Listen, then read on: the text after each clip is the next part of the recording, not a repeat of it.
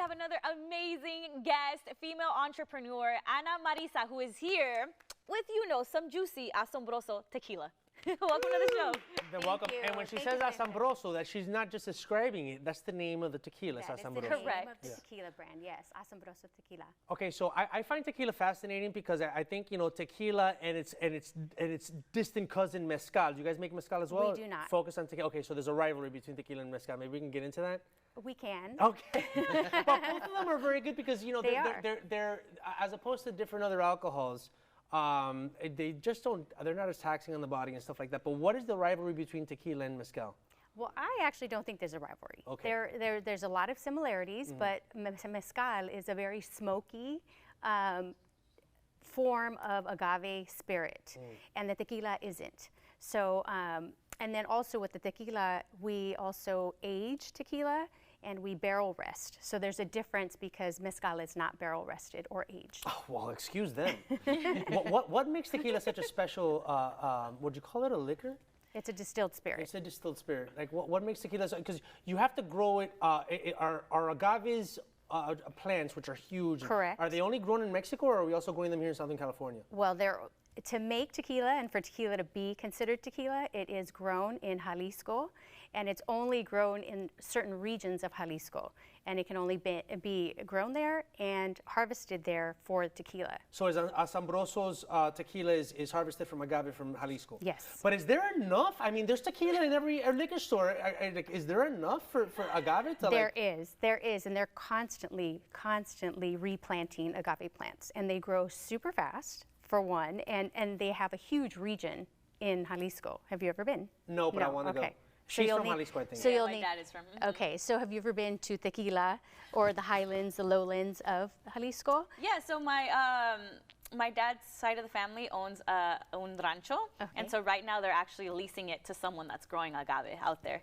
So I'll get little pictures like, look, the little plant is like this big. But in my mind, I thought it took longer. Like the whole process of making tequila was like a 5-year thing. No, that's not necessarily true. So tequilas range from for instance, there's a silver tequila, and the silver tequila is not rested, it's just distilled. Okay. And it can be an 11-month process. Then you have a reposado. Reposado is actually anywhere from 3 to 11 months as well. And then añejos are an 11-month product as well, but can be rested for as long as you want. Okay. So the difference between silver and the gold one is like one is barrel rested. rested. Which is añejo, yes. Oh, so añejo, so the silver is distilled and can be, sold immediately, where the añejo is rested in barrels, and it could also have a double process, which our brand does that. We have a double rested barrel. So we'll change it. Yes, and we can we rest our products anywhere from 5 to 11 years. Oh, wow. So where did the idea to start Asombroso come from? So this is a story I got a job at a studio production facility in the city of Long Beach with a gentleman who actually just wanted to make tequila. He loved drinking tequila, but he didn't speak the language. So he asked me if I would help him. I said, sure, what are we going to do? And he said, well, I want to start distilling tequila. I want to import it into the States and bottle it, and let's make a go of it. And I said, okay, well, there's a lot more to that. So I had to start licensing, getting permits, importation, and we also were distributing at the time, so distribution license. And I pretty much had to learn from the ground up to learn how to do that. Then we went to Tequila, and we went into a bunch of different distilleries, and this gentleman that I was working with met someone whose distillery was pretty much run down, and he said, well, what if I give you money to rebuild this distillery, and then you teach us how to make the tequila? Wow. And he said, absolutely, no problem. Wow. So we went to Guadalajara, I would say, like every quarter. We spent a lot of time there to learn how to make tequila, and in the process we were rebuilding this distillery.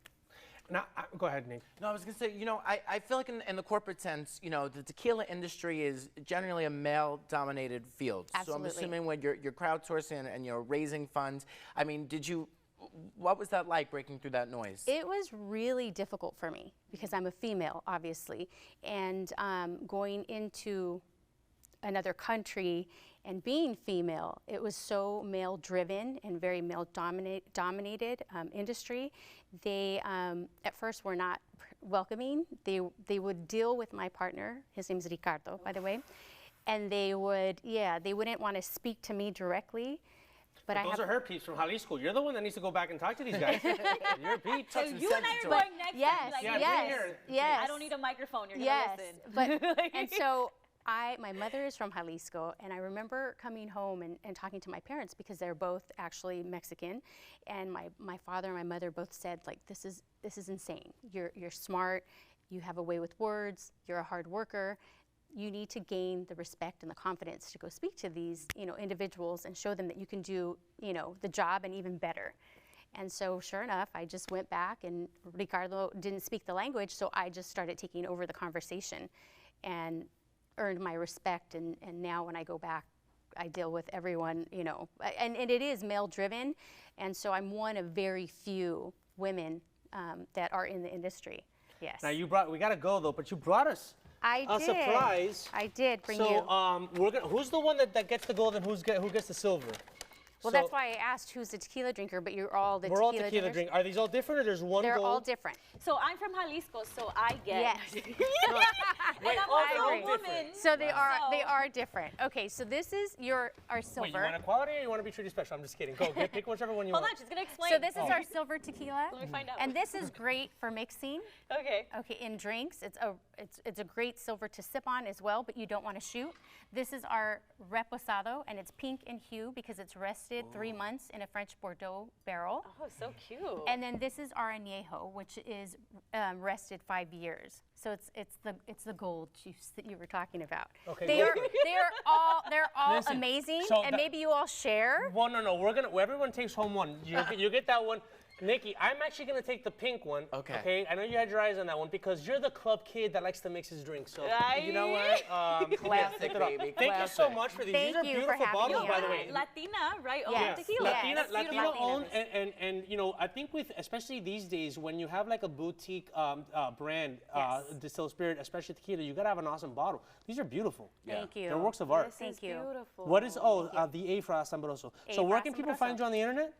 We are at atequila.com.